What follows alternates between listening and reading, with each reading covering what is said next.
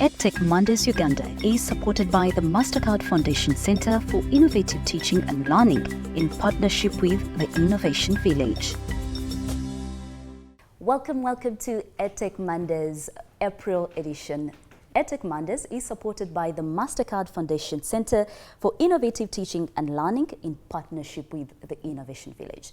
Well, we are back once again with great conversations on how to incorporate technology in education, and specifically bringing on board a totally different term, which is tech-infused pedagogy. You've probably heard it, but it is a term that is running across the African continent from Nigeria to Kenya. Every single country is incorporating technology in their education sector to improve the various challenges that they face, from inadequate learning solutions, to limited resources. These are the conversations that we want to have today, and I am joined by a great panel of speakers with great expertise in understanding what technology can do in improving the quality of education in Uganda, but all across the African continent. And we do want to tap into their wisdom, so that we get to pick ideas on how to improve moving ahead as a nation. But even for you who wants to, join the sector, tech-infused, join the sector, invest in technology. These are the conversations that we intend to have today. So joining me on my immediate left is Ms. Susan Michi, and she is an educator with knowledge and experience in home education, online teaching and tutoring.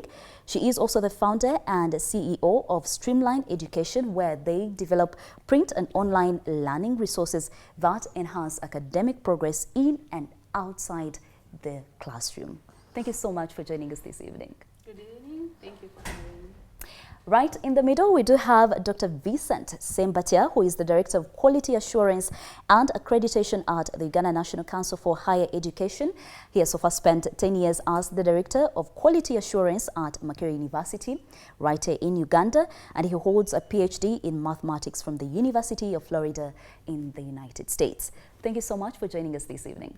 Thank you. Good evening, and thank you for inviting me. Great. We're excited to tap into your wisdom. And finally, we are joined by Mrs. Agnes Lumala, who is a trailblazer in the world of computer science, digital skilling, and ICT education leadership. She is currently serving as the academic registrar of the specialized ICT skilling arm under the Ministry of ICT and National Guidance, overseen by the Uganda Communications Commission. Good evening, and thank you for joining us today. Good evening, and I'm happy to be here. And we actually want to stay with you just to start the conversation. When we talk about tech-infused pedagogy, this is a term that I would love to say may not necessarily be understood by even the layperson. And we want to set the pace of the conversation. What does it actually mean to you? I'll make it very simple, nothing complicated. Yes. So that every one of our viewers is on board. Tech-infused pedagogy, what we are saying is, can you learn, and tech is driving what you are doing to learn? That is as simple as I would put it. Interesting. Dr. Vincent Sembatia, how does tech-infused pedagogy look like in the Ugandan context? Uganda found itself in a situation where we really, with limited resources, like one of the critical resources that we have for advancing our education system here are the teachers themselves, the numbers that we have. We have limited resources in textbooks, the teaching materials that we have. So that kind of made us somehow lag behind in various ways, despite all the efforts that government has put in.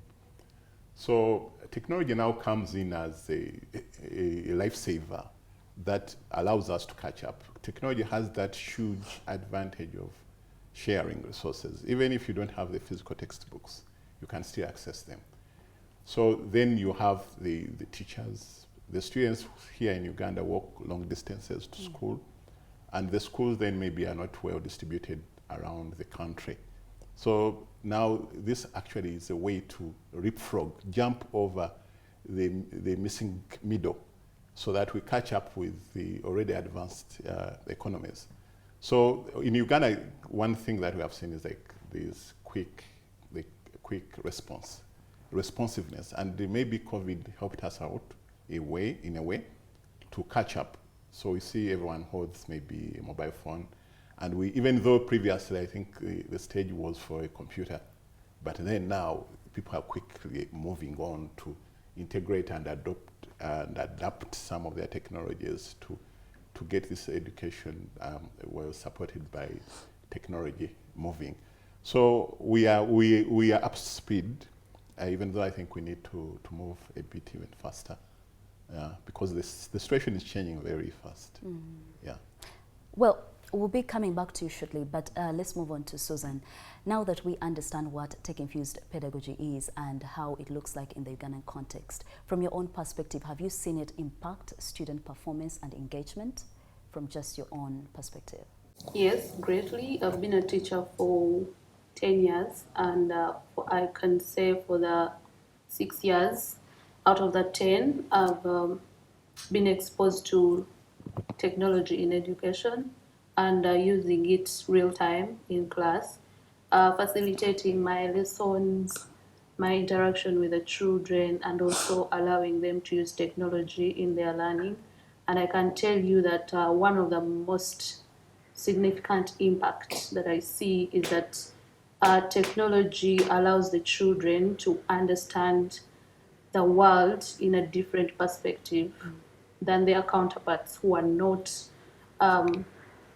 exposed to technology and at a very young age. So these children understand the broader perspective of how the world runs through technology. And another aspect that I can say is that we are all looking at allowing the children, be at the forefront of their learning, and this cannot be fully achieved without technology, because children, we all know that we are in the digital era, and these children are exposed to technology right from home and right from the things they interact with. So there is a way they appreciate learning through technology when you allow them to use, say, the gadgets, the software, the applications, and in a way, it allows them to have ownership of their learning. Let's get the thoughts of Dr. Sembatia. When you look at the current trends that we're having, what are some of the tech-infused pedagogy success stories, and what do you attribute that success to? Like, what was done differently? Well, of course, he's mentioned the numbers. Yes. Coming in. One of the other things is that access to resources, especially the digital libraries, where we used to have a requirement of having a lot of textbooks in physical copies, and these books had become very expensive. Now someone can share a book. So the simultaneous access of resources without actually eliminating any of the users' access comfort to the resources. So that one is well known, and everyone really appreciates that. But also that the speed at which the information has been shared in education, especially something gets known almost instantaneously without blocking use. One of the most important one is that a teacher can now pace their teaching, or they are not, actually these days we don't want to call them teacher. We want to call them facilitators of learning. So they can facilitate learning based on the speed at which the learner can assimilate this information. So it's more learner-centered. I can slow down without affecting the ones who appreciate speed, and I can speed up without affecting the ones that are slower, so to speak. But then also that the asynchronous access, that the students don't have to be there at the time when you are teaching. And I think that's probably one of the bigger problems that we've had with the teacher who was trained in the previous formal systems, who were used to seeing the students right in front of them. Now you can teach a student who is not there at that time, or who is not even in that country, and they're still your student, and they gain information from you. So that one helps the student in a better way. The learner will stop the teacher and try to maybe rewind the teaching, understand it better, and then proceed much later. So the pacing, that one has been really, really supported. But most importantly, the knowledge that could be shared, like here, in some of the areas, say if you're looking for teachers in chemistry, at some point you just maybe count maybe 100 of them in the whole country. But then now you can access chemistry teachers in a different country. And learning is now without borders. Yeah. But then the other thing that I had mentioned earlier, and for sure people have appreciated, is the distances that people walk to go to school. Yeah, and then the school will probably start without you, or they maybe wait for you and then disadvantage a few other people who came earlier. So the learner now can be there when they are still on a bus. Well, you may ask if it's happening here already in the country, but I'm on a bus and I'm already listening in. The teacher is already in class, and even if I don't make it, I can now still access the material that was shared earlier. Yes. Thank you so much for your insights. I want to get your personal story, Susan. In regards to tech-infused pedagogy, have you had a success story, and what would you attribute that success to?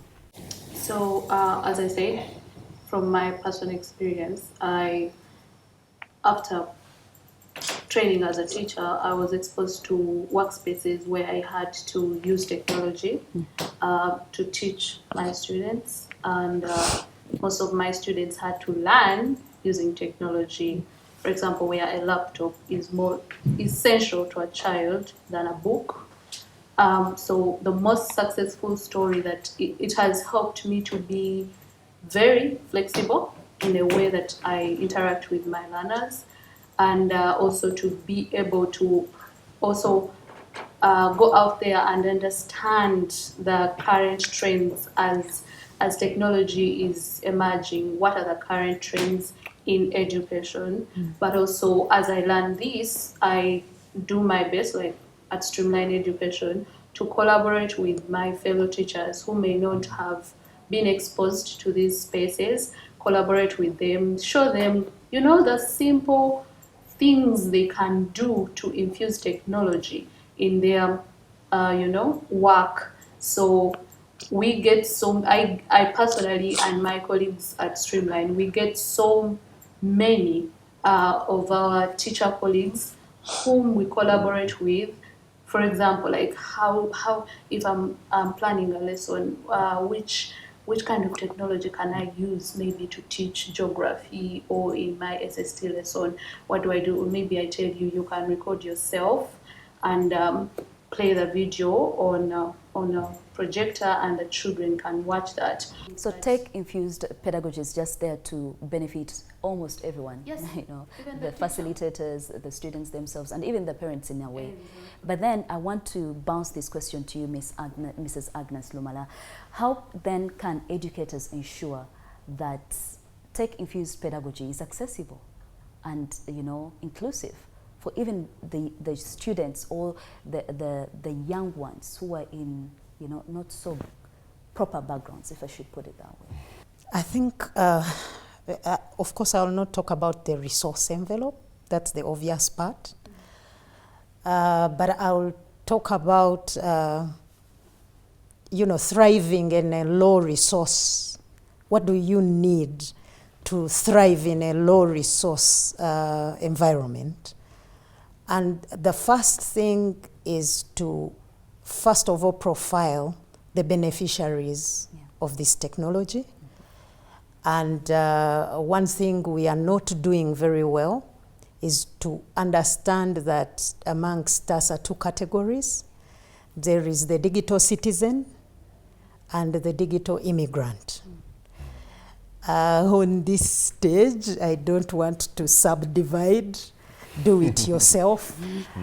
But when you do that, then you tap into the strengths of each category. I'll talk about the digital citizens first, not because I'm neglecting the digital immigrants. Sometimes, and many times, we need to teach them as well. But the biggest percent in this country are the digital citizens because our population is young. Okay, they are not very old digital citizens. Digital citizens are these people who were born, and probably the first anything that went on to them in a hospital, even in the most remote of places, was digital. For example, they were born under a plantation and they were rushed to a nearby, even traditional birth attendant, and he put in their armpit a digital thermometer. Those are the people I'm talking about. When you do that, then you tap into how much, first of all, they are attracted to the technology, and any simple means you may get to deliver to them digitally will work. Thank you so much. I think one of the things that stands out is the power of collaboration. Yes. If we want to ensure everyone has access to this tech-infused pedagogy, then we need to collaborate and work together. Because we can all agree that, honestly, there's still a huge number of people in this country that cannot access education. And that's a conversation we can have in regards to how we employ technology into accelerating the process, isn't it? Well, we'll take a short break now, and EdTech Mondays will be returning shortly, still speaking on tech-infused pedagogy and how we can use it to improve education right here in Uganda. We'll take a short break and we'll be back shortly. EdTech Mondays Uganda is supported by the MasterCard Foundation Center for Innovative Teaching and Learning in partnership with the Innovation Village. Welcome back. Glad to know you're still watching EdTech Mondays, and we're still talking about tech-infused pedagogy. We want to understand how can it be used to improve the quality of education right here in this country. Now, we've already, explored the different narratives, the different perspectives on how it is currently being used, the impact it is having on education. But now we want to talk about how do we accelerate this process. And we cannot talk about accelerating the process without having a proper legal framework that actually supports EdTech in this specific sector. Well, I want to bounce the question to you, Mr. Dr. Vincent Sembatia, and would like to hear from you in regards to the policy initiatives that you think can be put in place to support tech-infused pedagogy, and how do we support that process? Yes, it has to go back to the whole quality of education. Education as a way to bring desirable characteristics to people and having various aspects of knowledge, attitudes, and skills. Every method probably that you use should maintain the key objectives of education. So the policies should focus more on how this, we normally call these disruptive ideologies that people are used to do things certain ways, and now you're asking them to do them in a different way. Whichever way they disrupt the process or the procedures, our activities should maintain the key objectives of what is, well, the key expectations at the end of the chain.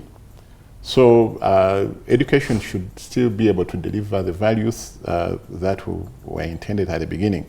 So the policies are going to be saying the comparison between the traditional methods and the new methods that you want to call tech-supported methods.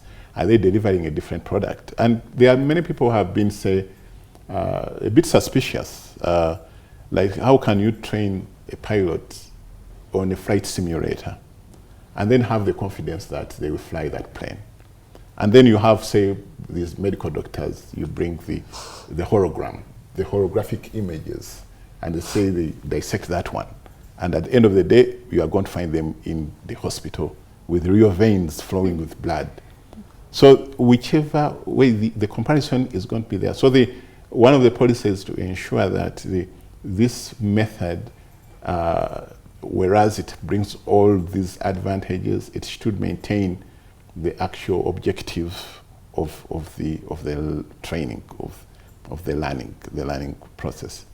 But also, if you are, sorry to cut you short, if you were to really speak directly to a policymaker, what should they do to accelerate the adoption of EdTech in this country, but also tech-infused pedagogy? It's already been put, say, in our vision, the vision documents, the Vision 2040.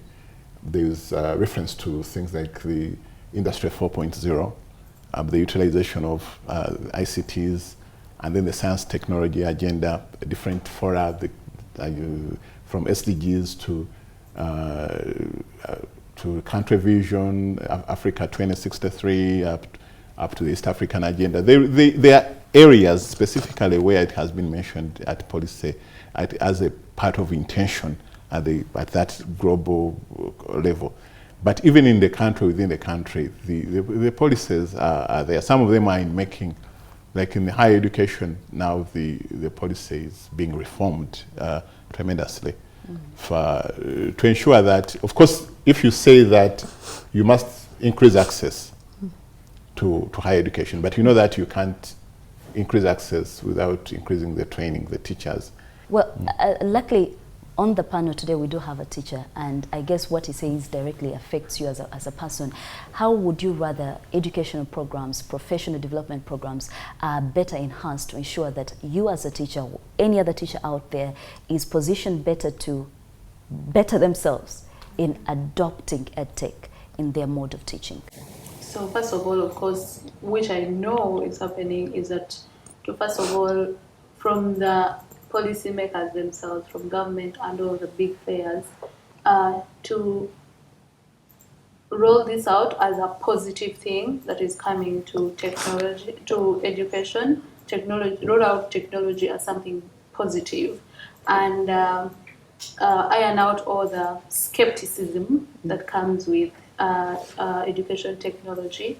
And as a teacher specifically, making sure that teachers or educators are sensitized enough on the relevancy, the importances, and the good that comes with technology, but also the bad or the challenges. When someone is sensitized enough, it will be easy for them to adapt or even appreciate what you're bringing to them. I get the impression that we keep on talking about collaboration. But I want to bounce this question and briefly to all our three panel speakers. How can the private and public sector collaborate? How can they collaborate in regards to, tech-infused pedagogy? I want to start with you, Mrs. Agnes Lumala. How do we collaborate? Because collaboration keeps on coming up. But how do we do that? Where do we start from? For me, I'll start it from leadership. From a leader perspective. Yes. First of all, it will have to be a mindset change. And mindset change from the top leadership? Everybody. And I'll put it in line, I'll divide public and private. Yes. For instance, there is a wrong belief that, private entities cannot access public entities, education institutions, for example, to work together on programs. And yet, if I go to higher education under Dr. Sembatia, there's no limitation when they are approving, for instance, a curriculum. They don't restrict me and say, make sure you run it within government because I'm government. There's no such restriction in the rules. So the platform is already there and we are just not using it. That's why I'm talking about mindset change. But of course, the biggest driver there then will have to be leadership so that both sides open up. I like how tight economics is pushing some of these things. That, for example, if a private entity has a teaching technology or a teaching tool that they are dealing in, it may not be possible to actually earn from it without coming to market even the government of me. Okay, as we come to almost the end of this conversation, I want to get Susan, your views, Susan, on the issue of sustainability. We can have all these conversations and say, let this be put in place, but how then do we think of our sustainability plan? How can educational institutions or schools ensure that the tech-infused pedagogies are actually sustainable? How do we ensure that that is possible? So first of all, I think it's a question of planning. If you're going to adopt something, I think the best thing you have to do first is to plan for it and begin with an end in mind. When you have the end in mind, it will inform which steps you're going to take to reach there. So every education institution needs to focus first of all on planning. How do we move with this technology? Then number two is not to try to eat the whole elephant at once. Appreciate the little steps you take. Eat the elephant piece by piece, and before you know, you're there. Don't rush. Don't try to, put everything there. For example, everybody, you have to have a projector in your class and make sure all your, no. So plan, understand which step you have to take first. Then take your time. Don't try to rush it, but take your time, and before you know, you're there. And also, sustainability comes with professional development, if I may use that word, in terms of technology, professional development through, for example, benchmarking, making sure you are looking out for the new trends that are coming in and appreciating them, making sure you look out for the people that are ahead of you and try as much as possible to learn from them, take the positive, look at the challenges they've faced and know how to overcome them, but all that with, step by step. Finally, just to get your thoughts, Mrs. Lumala, how do you envision the future of education in Uganda, and what role do you think technology will play in it? In my view, from what I know and see right now, the future is in immersive learning. Immersive learning is the learning where you have, you utilize as close to reality as possible without taking away the interaction. And, that takes in what Dr. Sembatia was talking about.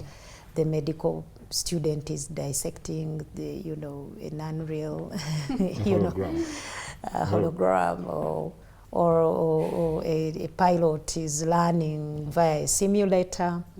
So immersive learning, from what I see and know, seems to be the future.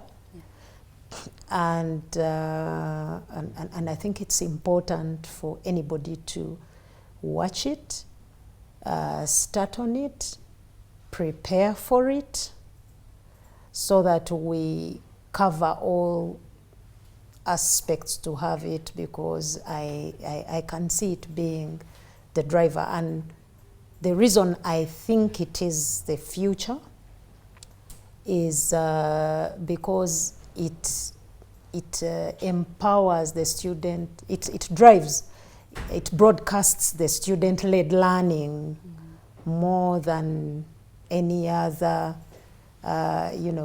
tech-fused method I may think about. Yeah.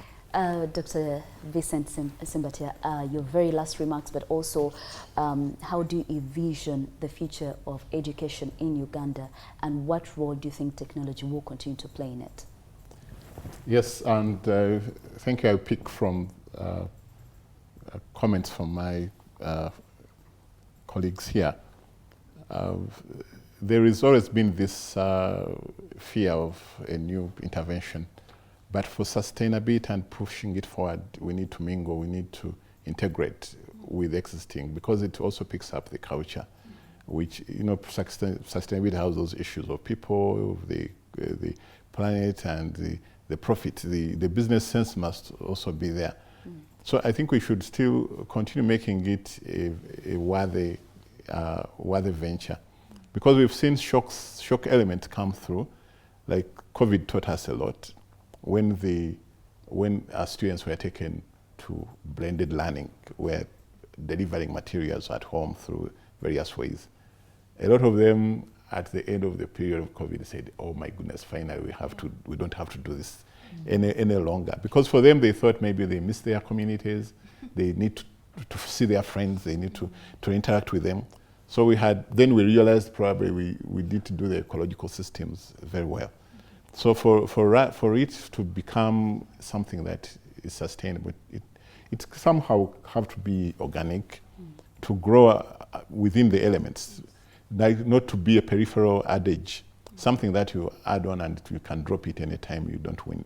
I think that's one of the things that if we keep it around, it become a profitable venture going into the future. The infrastructure will have to be maybe solid but also renewable. You have to keep on revisiting it. Maybe it doesn't work anymore, yes, and you have to move on from the previous wired to wireless and all that. So the part that I say is just integrate within the dynamics of the environment. Yes. Thank you so much to my great panel of speakers. And while I will not give you as much time as I've given the others to give us their final remarks, is tech-infused pedagogy the way to go for Uganda's education system? Yes or no? Yes. An absolute yes. Yes. Well, thank you so much to my great panel of speakers. I think you've done such a great job in helping us understand what tech-infused pedagogy is, a term that may be new to you or not so new to you, but it goes without saying that it's very important for all institutions, for the private, the public sector, or even the international community to collaborate to ensure that Uganda's education sector continues, to flow just like it is elsewhere on the African continent. Plan as much as you can. Plan with the end in mind. Ensure that you have a sustainability plan. You definitely do not want to start something and it stops halfway. So tech-infused pedagogy is definitely the way to go.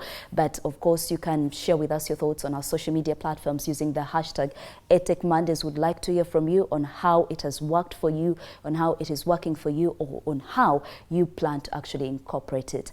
Thank you once again for joining us. I have been your host, Sandra Kahomza. Twinobdio.